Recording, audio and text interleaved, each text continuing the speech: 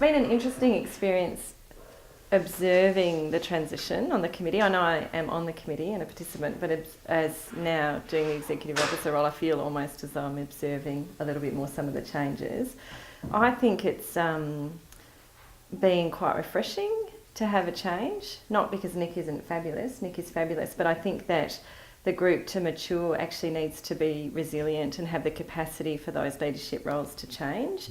And that if we can't do that and the organisation can't survive that, then we're not really going to make it because it won't be sustainable.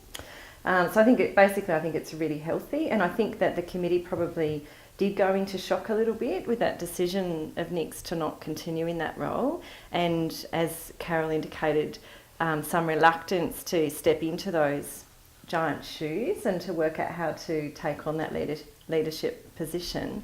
But I think the committee, my sense even at the last meeting, was just a sense of the group maturing without having to have their hands held, say particularly by Nick, but a real a consolidation and a sense of connectedness within that group of people themselves. I think one of the things that helped that succeed was the fact that we didn't have a wholesale, whole committee leaving and a whole committee coming in. I resigned probably early out of the first group that were on the committee for a while, and then came back. So that presents probably a good model to people. It's possible to resign and then return, but also that there were people who have been on the committee from the start who are still there, so that the institutional memory isn't lost by a huge turnover, and then a new committee is reinventing the wheel. So the new committee is bringing in the different skills and attitudes and the freshness and the energy. The older committee is still there with that, but they also can remember, look, we talked about that and this is where we came to. Now, we might come to a different decision now, but we did already have that conversation. Somebody once suggested to me that you should never let the visionary leader remain in charge of the checkbook. I don't know if that's true or not, but I think you probably benefit from having a visionary leader early on.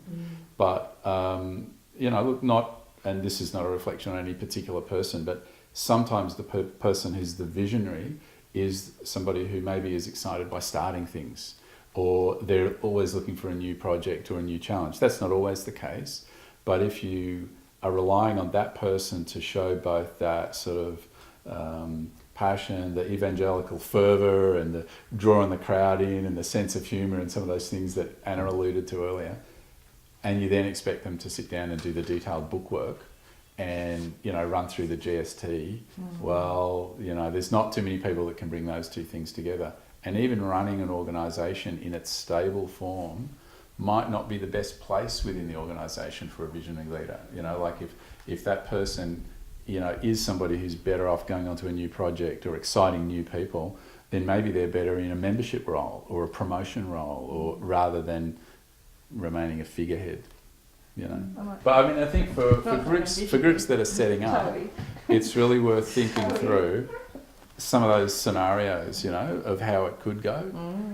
You could have somebody, there could be a group of people that don't really have that, a person with personality and humour and spark who's not going to capture the media attention and so on. So they might have to do a different strategy, So there's not one model of how to set up a climate change group, but the one that's based around a personality has to fail because that person will be burnt out unless they are relieved of their duties.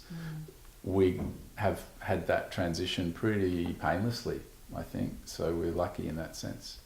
Further to Steve's point about the transition, when the committee first started, it was a really hands-on committee, so not only were we working at strategic direction and planning for Breaze, we were also doing a lot of the hands-on work and the volunteer work. As the organisation's matured and we've got more structures in place and we've been able to employ people and slowly stabilise certain things are done by certain people, the job of the committee has also changed. So now we're more about defining directions and risks and responsibilities, and again that's why it was good to have that transition between one president to another, because it sort of marked a time and space when we're moving from being a hands-on volunteer committee to being a strategic, determining our direction type of committee. So it's been really good marker for me to be able to move forward.